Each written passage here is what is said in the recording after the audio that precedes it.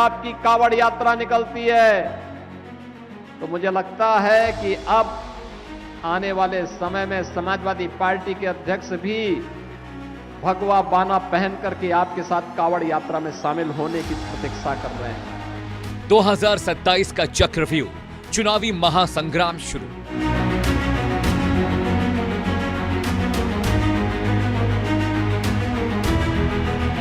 सत्ता का रथ बीजेपी के लिए संकट विकट।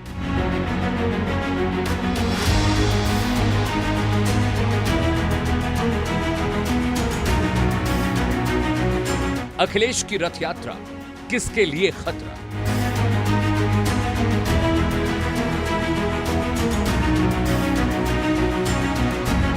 यूपी का मिशन सीएम, बाकी बड़े तिकड़ा।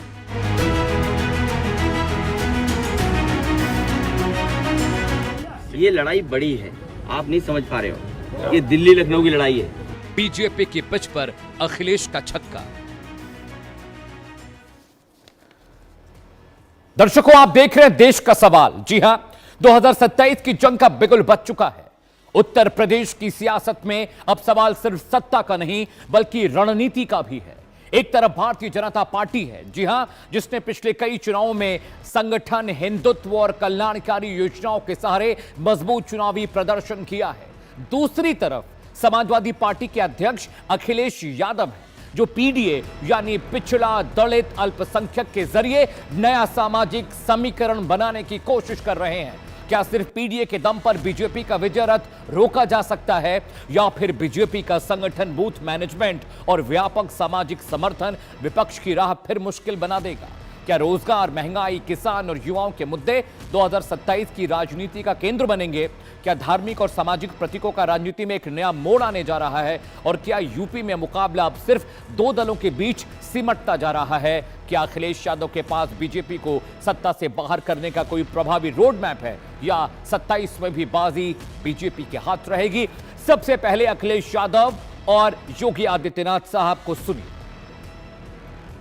अखिलेश जी, अयोध्या को तो राम भक्तों ने सजा और संवार दिया है। आप उसकी चिंता मत करिए, पश्चाताप करिए, एक बार रामलला का दर्शन कर लीजिए। कम से कम इसी से और सद्बुद्धि आए। अगर सचमुच अपने को धार्मिक कहलाने का प्रयास कर रहे हो तो मथुरा वृंदावन पे खुल करके बोल दीजिए, लेकिन आप में हिम्मत नहीं, क्योंकि आप तो मुल्ला और मौलवियों के सामने घुटने टेकने के सिवाय आपके पास कोई ऐसा एजेंडा नहीं जो प्रदेश के विकास के लिए हो। जिस तरह से महंगाई है, बेरोजगारी है, उसको अगर कोई खत्म कर सकता है तो समाजवादी नीतियां। समाजवादियों का आज भी काम दिखाई दे रहा है। जयप्रकाश नारायण इंटरनेशनल सेंटर के सामने आज भी बीजेपी का विकास फीका है। आपने योगी आदित्यनाथ साहब को सुन लिया, अखिलेश यादव को सुन लिया। एक मौजूदा मुख्यमंत्री हैं, एक पूर्व मुख्यमंत्री हैं। अब जरा पॉलिटिकल एक्सपर्ट्स क्या कह रहे हैं अखिलेश यादव की इस यात्रा निकालने के ऐलान को लेकर।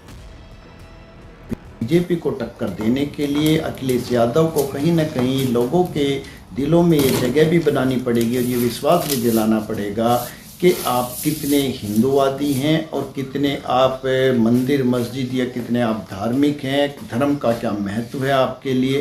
तो ये सब चैलेंजेस इस बार 2027 के चुनाव में समाजवादी पार्टी और अखिलेश के लिए रहने वाले हैं। और बीजेपी से लड़ाई के लिए अखिलेश यादव आने वाले समय में क्या स्ट्रेटेजी अपनाते हैं और किस तरीके की यात्रा का वो अपना स्ट्रेटेजी रखेंगे, ये देखना पड़ेगा। रथ यात्रा निकालने की बात चल रही है अगस्त से, अगले महीने से, तो वो उसकी अहमियत काफ़ी बढ़ जाती है और बहुत दिलचस्प हो जाएगा देखना कि कैसे वो किस धार्मिक स्थल से, किस धार्मिक नगरी से ये यात्रा शुरू करते हैं और उसका असर कितना होता है। ये बहुत दिलचस्प हो जाएगा कि वाकई में क्या उत्तर प्रदेश की जनता, उत्तर प्रदेश के वोटर की ये बातें गले उतरेंगी कि एक तरफ जो पहले जो रणनीति थी या जो विचारधारा थी और उसके बाद अब इस समय जब रथ यात्रा निकालने की बात आ रही है, तो ये देखिए बड़ा दिलचस्प हो जाता है। तो दर्शकों, आपने एक्सपर्ट्स को सुन लिया। अब देश का सवाल भी सुन लीजिए, जिस पर हम चर्चा करेंगे। देश का सवाल नंबर 1, क्या अखिलेश की पीडीए रथ यात्रा 2027 का गेम चेंजर बनने जा रही है? बहुत क्रूशियल सवाल। सवाल नंबर 2 आपकी स्क्रीन पर, क्या धार्मिक स्थलों से यात्रा शुरू करना समाजवादी पार्टी की नई सॉफ्ट हिंदुत्व की रणनीति को दर्शाता है? सवाल नंबर 3, जिस पर हम चर्चा करेंगे पैनल से, क्या पीडीए फॉर्मूला 2024 लोकसभा की तरह 2027 में भी असर दिखाएगा, काम करेगा? और सवाल नंबर 4, क्या बीजेपी की हिंदुत्व राजनीति का जवाब अब समाजवादी पार्टी उन्हीं की भाषा में दे रही है? सवाल नंबर 5, जो मैं पैनल से जरूर पूछूंगा, अखिलेश यादव के इस कदम से क्या मुस्लिम वोट बैंक उनसे नाराज हो सकता है, क्योंकि उन्होंने कहा है कि सभी अहम धार्मिक स्थलों से यह यात्रा गुजरेगी। जी हां दर्शकों, अगले एक घंटे लगातार पूरा विश्लेषण आपके लिए मैं लेकर आया हूं। उस विश्लेषण के जरिए मैं आपको यूपी की सियासत, वहां पर किस करवट उठ बैठने जा रहा है, अखिलेश यादव ने एक बड़ी रथ यात्रा निकालने का ऐलान किया है, उसके मायने, मतलब, इम्कान क्या होने जा रहे हैं। लेकिन दर्शकों, सबसे पहले आपको बता दूं कि अखिलेश यादव ने जो बात कही, अखिलेश की रथ यात्रा किसके लिए खतरा? जी हां, अखिलेश का जो पॉलिटिकल प्लान है दर्शकों, उस पॉलिटिकल प्लान से आपको वाकिफ करा दूं। उसके बाद हम और विषयों पर चर्चा करेंगे और मसलों पर जाएंगे। लेकिन रणनीति बहुत कारगर लग रही है। अखिलेश यादव ने जो ऐलान किया, उन्होंने कहा 2027 चुनाव से पहले पीडीए रथ यात्रा की तैयारी कर रही है। रथ यात्रा देशव्यापी होगी। एक रथ यात्रा लाल कृष्ण आडवाणी ने भी निकाली थी। रणनीति नंबर 2 आपकी स्क्रीन पर, यात्रा के दौरान धार्मिक स्थलों में पहुंच बनाई जाएगी। इसका मतलब क्या है? रणनीति नंबर 3, जिसका जिक्र हुआ है, पार्टी का उद्देश्य सामाजिक समर्थन जुटाना है। पीडीए का टूल ऑलरेडी उनके पास है, तो फिर किस तरह का सामाजिक समर्थन? क्या राजपूत, ब्राह्मण और बनिया वोट बैंक की बात हो रही है? रणनीति नंबर 4, यूपी में संगठन को बूथ स्तर पर सक्रिय करना, यह भी एजेंडे में रहेगा अखिलेश यादव साहब के। रणनीति नंबर 5 आपकी स्क्रीन पर आने जा रही है, अलग अलग जिलों में जनसभाएं, संवाद का कार्यक्रम भी अपनी रथ यात्रा के दौरान अखिलेश यादव जी करेंगे। रणनीति नंबर 4, 5 और ये छठवीं स्ट्रेटजी 6 क्या है? सामाजिक समूहों से संपर्क अभियान चलाया जाएगा, उनसे बातचीत का सिलसिला आगे बढ़ाया जाएगा। जी हां, अलग अलग जिलों में यह यात्रा जाएगी, सामाजिक समूहों से संपर्क साधने की कोशिश होगी। और रणनीति नंबर 7 आपकी स्क्रीन पर आने जा रही दर्शकों, बहुत क्रूशियल, बहुत इंपॉर्टेंट, समाजवादी पार्टी के 2027 चुनाव की सबसे बड़ी इसे राजनीतिक तैयारी के तौर पर आप देख सकते हैं, समझ सकते हैं। आगे बढ़ते हैं, अगले ग्राफिक्स पर आते हैं। आपको मैंने एजेंडा साफ कर दिया कि अखिलेश यादव जी ने अगर ऐलान किया है कि वो रथ यात्रा निकालने जा रहे हैं, उस रथ यात्रा के मायने, मतलब क्या होने जा रहे हैं दर्शकों। और समझिए, यूपी की सियासत का कोर वोट बैंक कौन कौन सा है वो बता देता हूं। वोट बैंक 1 गैर यादव और ओबीसी जो वोट बैंक है वो बहुत क्रूशियल, बहुत इंपॉर्टेंट है। जी हां, वोट बैंक नंबर 2 कौन है? दलित, जाटव और गैर जाटव जो वोट बैंक है, उस पर फोकस रहने वाला है अखिलेश यादव साहब का भी और बीजेपी का भी। वोट बैंक नंबर 3 जो बहुत क्रूशियल है, मुस्लिम वोटर्स पर बीजेपी की भी निगाहें हैं और अखिलेश यादव की पार्टी का तो वो कोर वोटर रहा है शुरू से ही। वोट बैंक नंबर 4 क्या है? यादव वोट, बहुत क्रूशियल, बहुत इंपॉर्टेंट और शक्ति और ताकत Samajwadi party. Vote bank number 5 कौन है जिस पर सबकी निगाह रहती है? वो है महिला वोटर्स। महिला मतदाता भी बहुत क्रूशियल, बहुत इंपॉर्टेंट है यूपी विधानसभा चुनाव 2027 के लिए। वोट बैंक नंबर 6 युवा और पहली मर्तबा वोट डालने वाले यानी फर्स्ट टाइम वोटर्स जो हैं, वो भी बहुत क्रूशियल एक रोल प्ले करेंगे सरकार बनाने में। वोट बैंक नंबर 7 पश्चिमी यूपी के जाट और किसान समुदाय, इन्हें आप कैसे भूल सकते हैं? ये भी बहुत बड़ा वोट बैंक है और ये पश्चिमी उत्तर प्रदेश में समीकरण बदलने का मादा, ताकत, शक्ति और सामर्थ्य रखते हैं। आगे बढ़ते हैं दर्शकों, अगले ग्राफिक्स पर आ रहे हैं। जी हां, 2027 के चुनावी मुद्दे जिन पर चर्चा करनी बहुत जरूरी है, वो चुनावी मुद्दे क्या हैं और जिन पर सियासत भी होगी और वोटर्स को रिझाने की कोशिश भी। आपकी स्क्रीन पर वो ग्राफिक्स लाने जा रहा हूं मैं तमाम मुद्दे आपको बताऊंगा 2027 के चुनावी मुद्दे क्या हैं और कौन किस पर भारी पड़ेगा। मुद्दा नंबर 1 रोजगार और भर्ती, जिस पर अखिलेश यादव हमेशा अपने प्रेस कॉन्फ्रेंस में बात करते रहते हैं, बीजेपी को घेरते रहते हैं, क्योंकि वो कहते हैं कि युवाओं के लिए बीजेपी के पास कुछ भी नहीं। जी हां, मुद्दा नंबर 2 महंगाई, इन्फ्लेशन से पूरा देश परेशान है और यूपी की जनता भी। ये बहुत क्रूशियल मुद्दा है, विपक्ष के लिए बन सकता है क्योंकि वहां पर सत्ता में बीजेपी है। मुद्दा नंबर 3 कानून व्यवस्था को लेकर समाजवादी पार्टी के मुखिया अक्सर हमले करते हैं बीजेपी के ऊपर, लेकिन योगी आदित्यनाथ की छवि, उनकी सख्ती ये बताती है, ये जताती है कि वहां पर कानून व्यवस्था पर बीजेपी काम कर रही है, लेकिन अखिलेश यादव इससे इत्तेफाक नहीं रखते। मुद्दा नंबर 4, किसानों का मुद्दा बहुत क्रूशियल है, किसानों का मुद्दा बहुत इंपॉर्टेंट है। मुद्दा नंबर 5, जातीय प्रतिनिधित्व। यह भी बहुत बड़ा चैलेंज होता है कि किस जाति से किसको प्रतिनिधित्व दिया जाए, किसको प्रतिनिधित्व सौंपा जाए, कौन मजबूत कंधे हैं, कौन ड्राइव कर सकता है इस पूरे पॉलिटिकल मूवमेंट को। मुद्दा नंबर 6, धार्मिक और सांस्कृतिक राजनीति भी एक बहुत क्रूशियल रोल प्ले करती है यूपी की सियासत में। राम मंदिर का मुद्दा हो, चाहे बाबरी का मुद्दा रहा हो, या और भी तमाम जो राजनीतिक और धार्मिक मुद्दे वहां पर हैं। मुद्दा नंबर 7, कल्याणकारी योजनाओं का असर।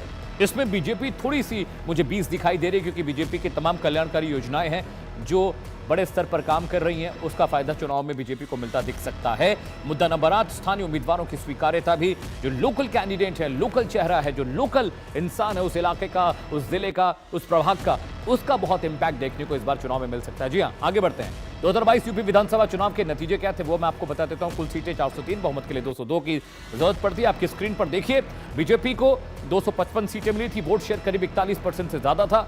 अपना दल सेक्युलर को 12 सीटें मिली थी, वोट परसेंट करीब 1.5% का था। इसके अलावा निषाद पार्टी की बात करें तो उनको भी ठीक ठाक सीटें मिली थी जितनी उनको आवंटित थी। समाजवादी पार्टी को 111 सीटें मिली, 32% वोट शेयर।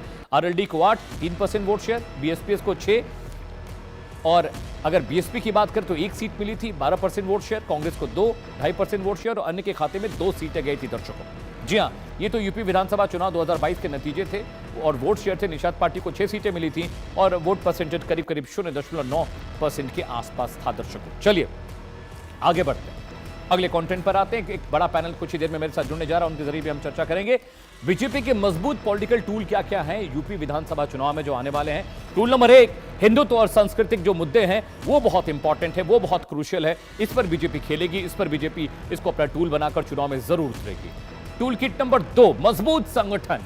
बीजेपी के जो मजबूत पॉलिटिकल टूल है, मजबूत संगठन, इसमें कोई दो राय नहीं है। बीजेपी का सिस्टम, उनका संगठन बहुत मजबूत है, बूथ लेवल से लेकर केंद्रीय नेतृत्व तक। जी हां, टूल नंबर 3, गैर यादव ओबीसी और गैर जाटव दलित जो रणनीति है उस पर बीजेपी को काम करना पड़ेगा, और बीजेपी उस पर काम भी कर रही है। देखने वाली बात यह होगी यूपी के चुनाव में उसको कितना फायदा, नफा, नुकसान इसमें मिलता है। टूल नंबर 4, कल्याणकारी योजनाएं। जैसा कि मैं जिक्र कर रहा था, बीजेपी जितनी भी कल्याणकारी योजनाओं पर काम कर रही है या जो ऑफर की गई है पब्लिक को, उस पर वो राजनीति करेंगे, उस पर वो वोट मांगेंगे, उस पर चर्चा वो अपनी चुनावी रैलियों में करेंगे।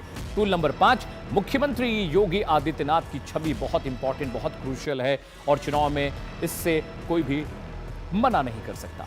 टूल 6, प्रधानमंत्री नरेंद्र मोदी की लोकप्रियता। जी हां, चाहे यूपी का चुनाव हो, बिहार का चुनाव हो, दक्षिण भारत का चुनाव हो, हर जगह प्रधानमंत्री नरेंद्र मोदी की लोकप्रियता देखने को मिलती है। और चूंकि वो काशी से सांसद हैं, वाराणसी से यूपी का जिला है, इसलिए वहां पर बहुत क्रूशियल इंपॉर्टेंट फैक्टर वो हो जाते हैं। टूल नंबर 7, विपक्ष का जो बिखराव है, क्योंकि देखिए इंडिया गठबंधन में जिस तरह से अलग अलग मुद्दों पर टकराव हो रहे हैं, वो थोड़ा बिखराव देखने को तो जरूर मिल रहा है। टूल नंबर 8, संसाधन और प्रचार बहुत इंपॉर्टेंट है, और बीजेपी के पास ना तो संसाधन की कमी है और ना प्रचार प्रसार के मीडियम्स की, तो यहां पर बीजेपी थोड़ी मजबूत दिखाई देती है। लेकिन अखिलेश यादव की बात करना भी बहुत जरूरी है। अखिलेश यादव का चुनावी स्ट्रैटेजी क्या हो सकती है? स्ट्रैटेजी नंबर 1, पीडीए, पिछड़ा दलित अल्पसंख्यक गठजोड़ को और मजबूत करने की कोशिश अखिलेश यादव साहब कर सकते हैं चुनाव में, और ये बहुत की फैक्टर है समाजवादी पार्टी के लिए। स्ट्रैटेजी नंबर 2, रोजगार को मुख्य मुद्दा बनाना, क्योंकि अखिलेश यादव अक्सर इस तरह के चुनावी प्रहार करते रहते हैं कि बीजेपी युवाओं के लिए कुछ नहीं कर रही है, रोजगार बिल्कुल खत्म हो गया है, भ्रष्टाचार बढ़ रहा है, परीक्षाओं के पेपर लीक हो रहे हैं, तो युवाओं पर फोकस बीजेपी का नहीं। जी हां, स्ट्रैटेजी नंबर 3, महंगाई और किसानों के मुद्दों पर अखिलेश यादव जनता के बीच जा सकते हैं, क्योंकि महंगाई से हर कोई परेशान है, चाहे वो फ्यूल की कीमतें हों, चाहे वो अनाज की कीमतें हों, या यूपी में भागता मीटर। जी हां, स्ट्रैटेजी नंबर 5 आपकी स्क्रीन पर आने जा रहा है, स्थानीय बनाम राष्ट्रीय चुनाव, यानी नेशनल इश्यूज और जो लोकल इश्यूज है उसमें बहुत फर्क होता है दर्शकों, और यूपी का जो सियासी जो एक तरह का जो मिजाज है वो डिफरेंट तरह का है। स्ट्रैटेजी नंबर 5, संगठन का विस्तार बहुत इंपॉर्टेंट है अखिलेश यादव साहब के लिए। स्ट्रैटेजी नंबर 6, गठबंधन का प्रबंधन एक बहुत बड़ा चैलेंज होता है। जिस पार्टी ने अपने संगठन का प्रबंधन ठीक से कर लिया, उसके लिए चुनाव जीतना ज्यादा आसान हो जाता है। स्ट्रैटेजी नंबर 7, महिला वोटर्स पर फोकस करने की जरूरत है, और अखिलेश यादव साहब महिलाओं की बात के बिना, उनके विकास के बिना, उनकी तरक्की के बिना चुनाव में नहीं उतर सकते, क्योंकि वो अक्सर कहते हैं कि महिलाएं सुरक्षित यूपी में नहीं है, कानून व्यवस्था ठीक नहीं है। डिजिटल जमीन और अभियान भी एक बहुत इंपॉर्टेंट स्ट्रैटेजी रहेगी अखिलेश यादव साहब के लिए आने वाले चुनाव में। चलिए, एक बड़ा पैनल मेरे साथ जुड़ रहा है दर्शकों। ये तो थोड़ा सा विश्लेषण था, थोड़ा एनालिसिस थी, लेकिन असली एनालिसिस अब होगी जब हम अपने पैनल के पास जाएंगे। स्वागत कीजिए डॉक्टर कौशल कांत मिश्रा जी का, प्रवक्ता है भारतीय जनता पार्टी के। बहुत स्वागत है आपका। हर्ष सिंह दहिया मेरे साथ हैं, इज ए पॉलिटिकल एनालिस्ट, राजनीतिक विश्लेषक हैं, आपका भी बहुत बहुत स्वागत है। कपिल श्रीवास्तव मेरे साथ हैं, प्रवक्ता हैं समाजवादी पार्टी के, बहुत बहुत स्वागत है कपिल जी। चंद्रमोहन शर्मा मेरे साथ हैं, नेता हैं कांग्रेस पार्टी के, आपका भी बहुत बहुत स्वागत है। सबसे पहले मैं समाजवादी पार्टी के जो लीडर हैं, प्रवक्ता हैं, मैं उनके पास जाऊंगा। कपिल श्रीवास्तव जी, रथ यात्रा का ऐलान हुआ है, लेकिन उस रथ यात्रा के ऐलान में एक दो चीजें और हैं जो बहुत क्रूशियल हैं। क्या आपकी पार्टी भी अब बीजेपी की राह पर निकलने को मजबूर है? सॉफ्ट हिंदुत्व के मसले पर आप भी आ गए हैं, क्योंकि कहा गया है कि जब रथ यात्रा निकलेगी तो तमाम जो धार्मिक स्थल हैं वहां से ये यात्रा गुजरने वाली है। क्या आप भी बीजेपी की पिच पर खेलने के लिए तैयार हो गए? अमित भाई, एक रिक्वेस्ट ये है कि अपने पीसीआर से कह दें हमारे नाम जो लिख के आ रहा है वो कपिल लिख के आ रहा है, हमारा नाम है कपीश। ठीक है, कपीश। पीसीआर प्लीज ठीक करिए, उनको कपीश करिए। देखिए अमित जी, बहुत स्पष्ट सी बात है, भारतीय जनता पार्टी के पिच पर अगर समाजवादी पार्टी खेलेगी तो ये देश और ये प्रदेश पूरी तरीके से बर्बाद हो जाएगा। क्या इस समय जो देश की और प्रदेश की स्थिति है, जो भयावह स्थिति है, वो किसी से छुपी है? अरे भाई, इस समय उत्तर प्रदेश और देश का जो सबसे ज्यादा ऋण है वो कौन कहेगा? 55 लाख करोड़ से बढ़कर के 300 लाख करोड़ का हो चुका है।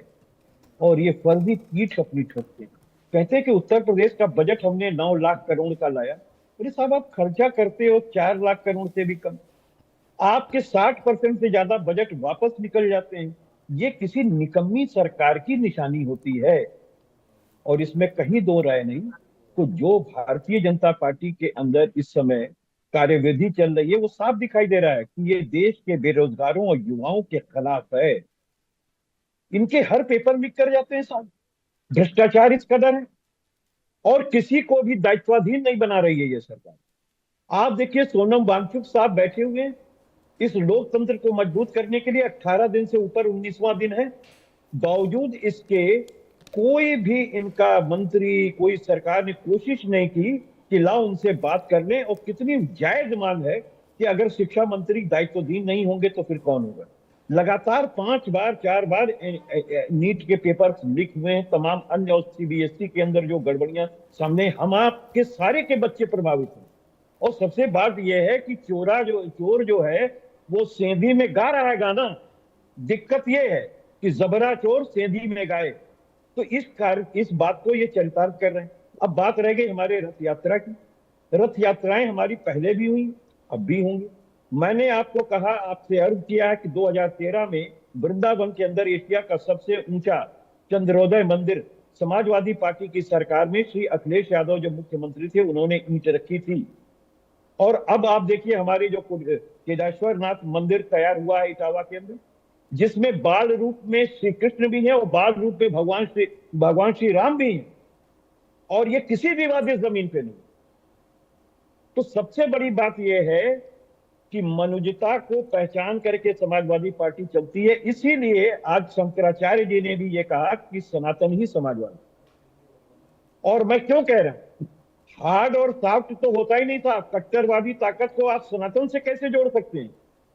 सनातन तो विश्व बंधुत्व की भावना को लेकर के चलता है, सबको एक जैसा देखता है, सबको अपना भाई मान करके चलता है, किसी में अस्पृश्यता नहीं करता, किसी में जो है अलगाव नहीं करता।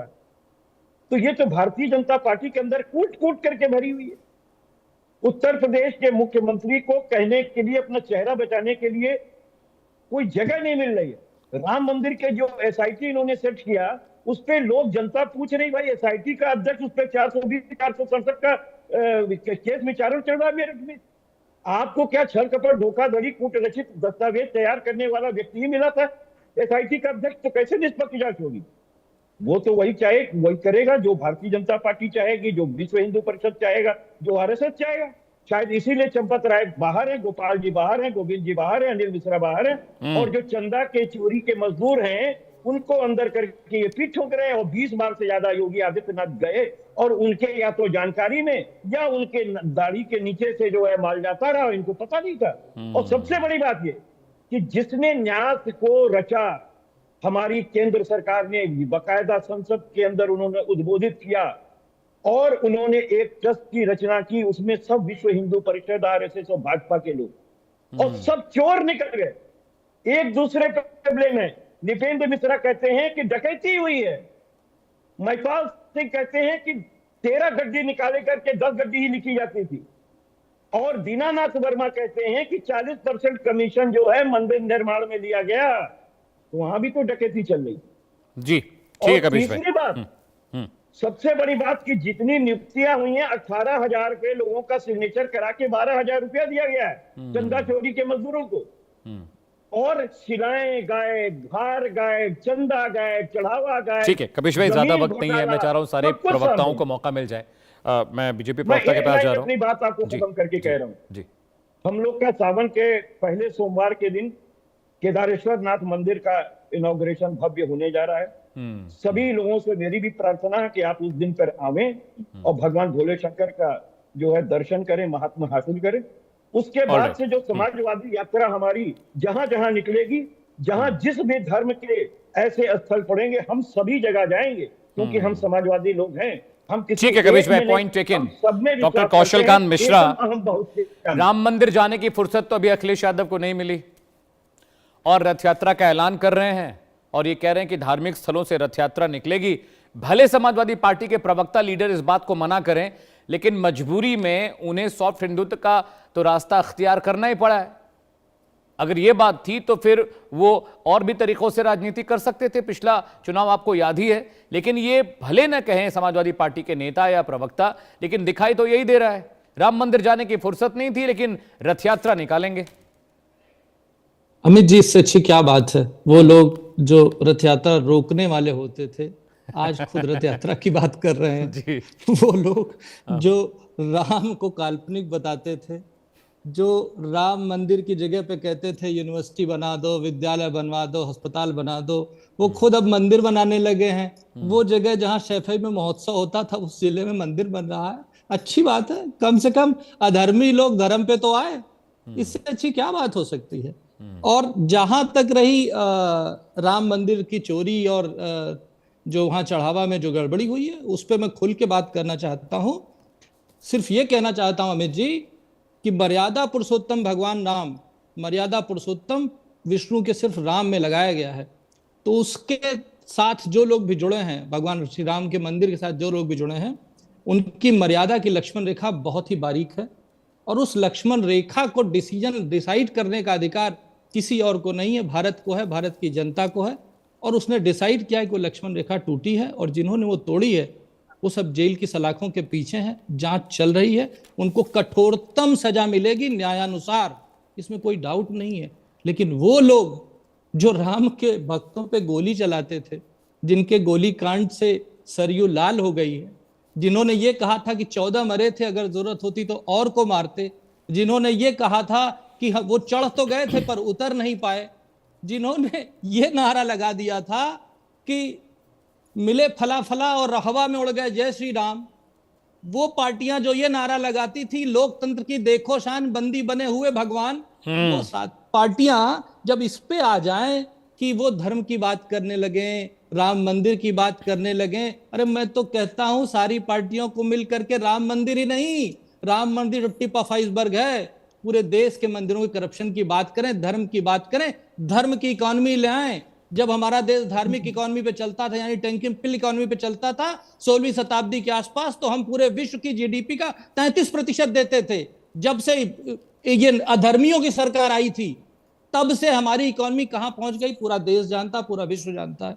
अब बात करते हैं, ये तो जो भी था। आप देखिए उत्तर प्रदेश में मेरे दोस्त ने बात की महंगाई दर की, बेरोजगारी दर की, तो आज के आंकड़ों पे बात करते हैं। अमित जी, आज अभी इस समय जब हम लोग डिबेट कर रहे हैं, उस समय राष्ट्रीय एवरेज भारत का बेरोजगारी दर राष्ट्रीय एवरेज है 5.4 के आसपास है। चेक करें सब लोग, आज उत्तर प्रदेश की बेरोजगारी दर है 2.4 के आसपास, हम राष्ट्रीय एवरेज से कम है। महंगाई दर अगर पूरे अरे सर प्लीज अमित कबीर जी, आप तो अब इतने आप वरिष्ठ वकील हैं, इतना सर सुन लें, आपने श्रम कार्यालय, अमित जी रोजगार जब ये कार्यालय बोल रहे हैं तो मुझे बता दीजिए, क्योंकि कपिश भाई, ये तो- मेरे पास ज्यादा वक्त नहीं है, मुझे 40 पे तो- वाइंड अप करना मैं चाहता हूं। हाँ, चंद्रमोहन शर्मा जी भी वरिष्ठ तो नेता है कांग्रेस के, मैं चाहता हूं मुझे उनको बोल भी लेने दिया मौका मिले जाए। पूरी बात आपने रखने का। मैं आपको नहीं सुना रहा हूं, हम प्रदेश की जनता को सुना रहे हैं, क्योंकि ये वाला गुंडागर्दी वाला तो आपके पुराने साथी कहते थे, जिसमें लगाओ सपा का झंडा उसमें बैठा गुंडा। आपके लिए मायावती के कहती का जी का नारा था, चढ़ गुंडों की छाती पर मोहर लगेगी हाथी पर। ये सब आपका महिमा मंडन था महाराज, हमारा क्या है। हम तो सिर्फ और सिर्फ विकास की बात करते हैं। हम विकास के साथ विरासत की बात करते हैं, हम सुशासन के साथ संस्कृति की बात करते हैं। आज हम उत्तर प्रदेश को 1 ट्रिलियन इकोनॉमी बनाने की तरफ ले चल रहे हैं। आज वो उत्तर प्रदेश जो बीमारू स्टेट होता था, आज नंबर 2 की इकोनॉमी बना हुआ है। आज उत्तर प्रदेश पूरे विश्व में नंबर 2 पे मोबाइल प्रोडक्शन होता है, उसमें सबसे बड़ा प्रोडक्शन उत्तर प्रदेश देता है। आज हम ब्रह्मोस मिसाइल बता रहे हैं। आज हमारा डिफेंस का एक्सपोर्ट 350 गुना बढ़ा है, जिसमें उत्तर प्रदेश का रोल 70% है। ये बदलाव कौशल जी, ठीक है, पॉइंट देखें। आज ये नारा चंद्रमोहन शर्मा जी पड़ता है। चंद्रमोहन जी 10 सेकंड और अमित जी, 10 सेकंड और। अब आजकल के सत्ताधारी ये नहीं कहते लड़के हैं, लड़कों से गलती हो जाती है। आज हमारा महिला अपराध में कन्विक्शन रेट, ऑलराइट कौशल जी, पूरे भारत में सबसे अधिक है।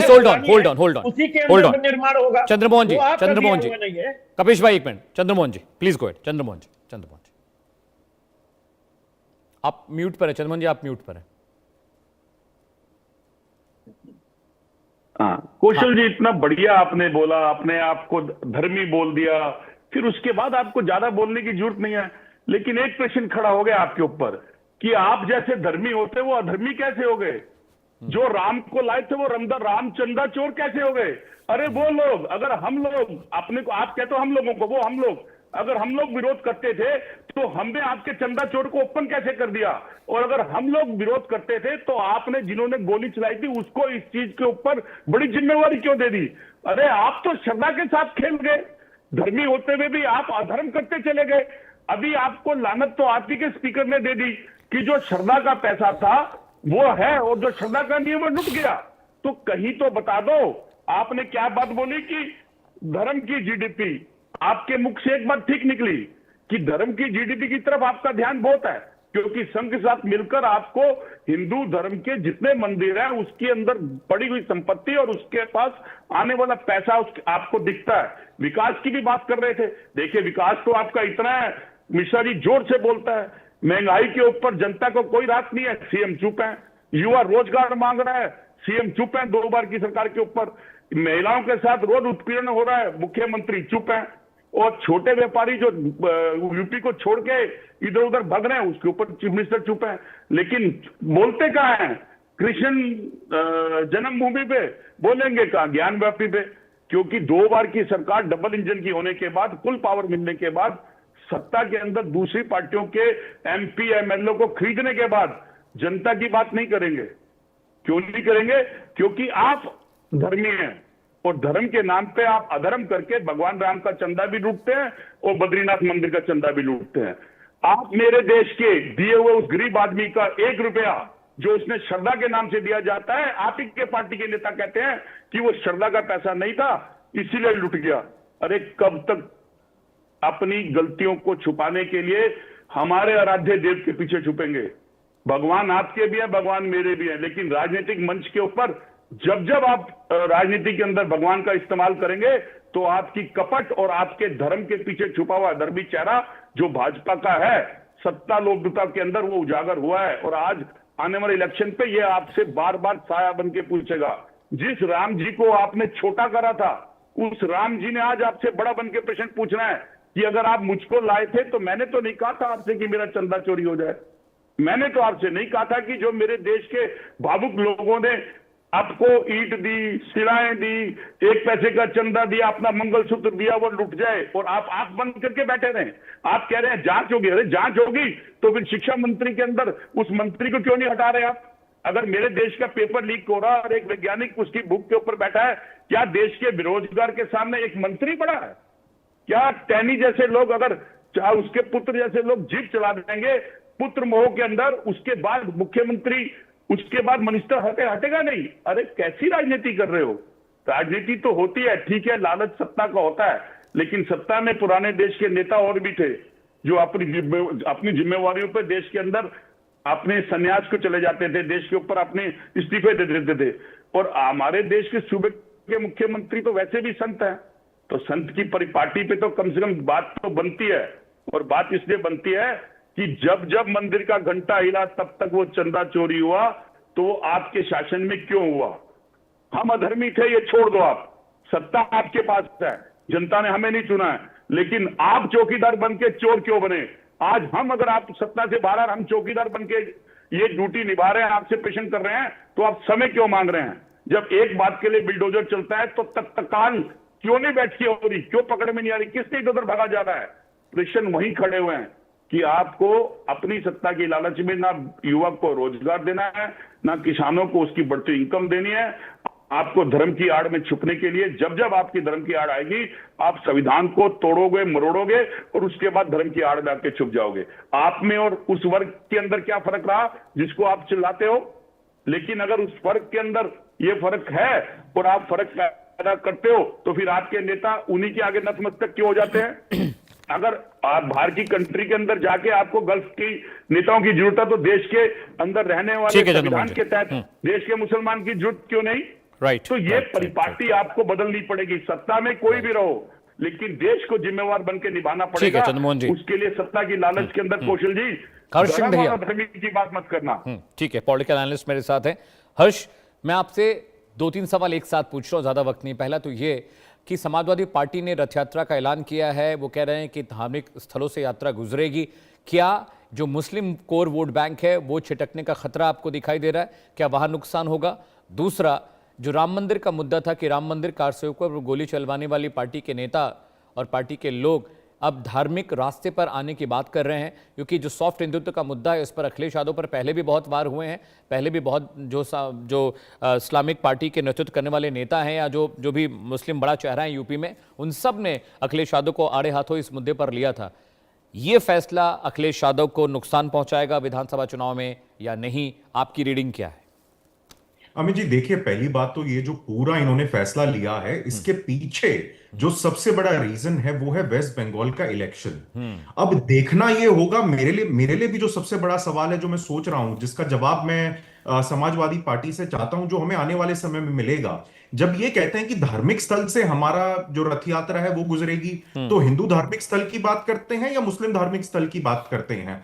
क्योंकि बात ये है कि आप कितनी भी बात कर लें, पीडीए चिल्ला लें, लेकिन हकीकत में जो यूपी में समाजवादी पार्टी का जो वोट बैंक है वो एमवाई गठबंधन है, एक तरीके से मुस्लिम यादव वोट बैंक जिसे कहते हैं। लेकिन जो हमारे यादव भाई भी हैं वो हिंदुत्व के मुद्दे पे अब क्या कहते हैं, भाजपा के साथ आ चुके हैं काफी हद तक। तो लड़ाई उस वोट बैंक की भी है कि जो यादव भाई हैं यूपी में, जो हिंदुत्व के मुद्दे पे उनके साथ जा चुके हैं, उनको सॉफ्ट हिंदुत्व करके किस तरीके से अपनी तरफ लिया जाए। और मुस्लिम वोट बैंक की तो लड़ाई आप देख ही रहे हैं, कांग्रेस और समाजवादी पार्टी की बिल्कुल प्रखर होकर यूपी में चल रही है। इमरान मसूद जो एमपी हैं कांग्रेस के, उन्होंने बयान दे दिया कि भाई समाजवादी पार्टी में कोई मुस्लिम नेता टिक ही नहीं पाता, ये सिर्फ हमें वोट बैंक की तरह यूज करते हैं और फिर हमें भूल जाते हैं। बिल्कुल, तो दोनों पार्टीज का कोर वोट बैंक जो है वो मुस्लिम वोट बैंक है। तो ये पूरी की पूरी लड़ाई उसकी है। और जहां मैं थोड़ा पीछे जाऊंगा, जैसे कि मैंने कहा कि ये वेस्ट बंगाल इलेक्शंस का प्रभाव है। वेस्ट बंगाल में ये दिख गया कि जो हिंदुत्व की राजनीति है उसका अंत नहीं हुआ है। काफी लोग जो कहते थे कि अब हिंदुत्व की राजनीति खत्म हो गई है, अब हिंदू की अगर आप बात करेंगे तो इलेक्शन नहीं जीत पाएंगे, तो अब वेस्ट बंगाल का जो रिजल्ट आया उससे सभी जो ये क्षेत्रीय पार्टी हैं सबको ये डर लग गया कि अगर ये एंटी हिंदू फ्रंट पे आज भी रहेंगी तो एक पूरा वोट बैंक कंसोलिडेट होके बीजेपी की तरफ चला जाएगा। तो अगर ये हिंदू स्थलों पे जाते हैं तो ये उसको काउंटर करने की कोशिश होगी कि हिंदू वोट बैंक कुछ सपा को मिल सके। लेकिन हकीकत में सवाल यही रहता है कि भाई आप जब धार्मिक स्थलों की बात करते हैं तो आप हिंदू धार्मिक स्थलों की बात करते हैं या मुस्लिम धार्मिक स्थलों की बात करते हैं, और उसको आप किस तरीके से बैलेंस करेंगे। क्योंकि बात यह है, आप ये रथ यात्रा तो निकाल लेंगे, लेकिन लोगों के सवालों का जवाब किस प्रकार से देंगे। जब लोग सवाल पूछेंगे कि किस तरीके से यूपी में जो गुंडा राज था उस समय पे किस तरीके से पुलिस जो थी वो प्रताड़ित करती थी लोगों को, उसका जवाब कैसे देंगे। गेस्ट हाउस कांड का जवाब कैसे देंगे, कैसे जवाब देंगे उन राम भक्तों को जिनके बारे में आपने ये बोला कि आप गर्व करते हैं कि आपने राम भक्तों पे गोली चलाई। और ये सिर्फ मुलायम यादव जी का बयान नहीं था, पार्लियामेंट में राम गोपाल यादव जी की, अभी आप देख लीजिए, ट्विटर खोल लीजिए, उनकी क्या कहते हैं पूरी की पूरी स्पीच वायरल हो रही है। ऐसा नहीं कि कोई एआई है कुछ है अभी ये कह सके कि बोला नहीं, वो पार्लियामेंट के रिकॉर्ड पे है। इन्होंने बड़े गर्व से बोला कि हम गर्व करते हैं कि हमने राम भक्तों पे गोली चलाई, और इनका पूरा एजेंडा था कि राम मंदिर अयोध्या में ना बने। और ये भी प्रभु श्री राम की लीला है कि जो कल तक प्रभु श्री राम का विरोध करते थे, आज उनके भक्तों के चिंतक बनके ये बैठे हुए हैं। और ये हिंदुत्व की राजनीति की जीत है कि इन्हें सॉफ्ट हिंदुत्व पे आना पड़ रहा है। तो ये मैसेज पूरे देश में जाता है बीजेपी की तरफ से कि अगर हिंदू संगठित रहेगा, ये शायद हमारे प्रधानमंत्री मोदी जी ने 2015 या 16 में बोला था कि अगर हिंदू संगठित रहे, अगर क्या कहते हैं देश के लोग जागृत हो गए, तो देख लेना अभी ये सारे नेशनलिज्म का चोला ओढ़ लेंगे और क्या कहते हैं जनेऊधारी बन जाएंगे। आप ये देखिएगा, अभी तो आप राहुल गांधी की बहुत सारी पिक्चर्स देखेंगे, उनकी वीडियोस आएंगी जिसमें वो मंदिरों को विजिट करेंगे। तो सॉफ्ट हिंदुत्व की राजनीति इनकी अब मजबूरी है, लेकिन दिल में इनके कुछ और बसता है जो मेरे को लगता है। ठीक है चंद्रमोहन जी, मेरे पास आखिरी का बस 1 मिनट बचा हुआ है, आप बात रखिए अपनी। चंद्रमोहन जी, मैं आ रहा हूं। दिल में हमारे भैया जी, दिल में हमारे श्री राम बसते हैं, लेकिन वो दो तरह के नहीं बसते हैं। हमारे श्री राम हिंदुस्तान के हैं, वो हर उस निवासी के हैं जो हिंदुस्तान में रहता है। आप में हमारे में फर्क इतना है कि आप राम के रखवाले तो बन के आए, लेकिन राम के रखवाले होते हुए मंदिर का जो संपत्ति उनसे नहीं बचा। Kaushalkant 20 second closing. कौशलकांत, उसके बाद मैं जाऊंगा कपिश भाई के पास। अमित सिंह जी, मुझे तो यही पता था कि राम तो पूरे विश्व के हैं, विश्व के रचयिता हैं। कांग्रेस के राम हिंदुस्तान में समा गए क्योंकि हिंदुस्तान में हिंदुस्तानी वर्ड नहीं है। तो मैं सिर्फ ये कहना चाहता हूँ, वो भारतीय जनता पार्टी जिसने राम को आसन, गरीब को राशन, अपराधियों में अनुशासन, देश को सुशासन देते हुए पूरे रोटी कपड़ा मकान बिजली पानी घर। ठीक है कौशल जी, कपिश भाई लास्ट 20 सेकंड्स। कपिश भाई बिल्कुल टाइम नहीं है कौशल जी, ये सारे क्लोजिंग। एडीआर की रिपोर्ट है कि इनके सांसद, इनके विधायक गुंडे भी गुंडों की बात करने लगे हैं 373 के मूल्यों में ज्यादातर बलात्कारी हैं। और आप देख लीजिए कि अरे आपके लिए नारा था, वो चिन्मयानंद पर से मुकदमा उठा लिए, बहन बेटियों जी नारा आपके लिए था, आप गुंडों की बात करने लगे। की इज्जत बचाने आपने देखा कि हाथरस में एक बेटी के साथ क्या किया, और हाईकोर्ट ने इनको बताया भी, लड़कों से गलती नहीं होती कपिल जी। चलिए बहुत बहुत शुक्रिया, बहुत बहुत शुक्रिया आप तमाम मेहमानों का। कौशल भाई बहुत शुक्रिया, चंद्रमोहन जी बहुत बहुत शुक्रिया कार्यक्रम में आने के लिए, कपिश भाई आपका भी बहुत बहुत शुक्रिया। साथ ही साथ मैं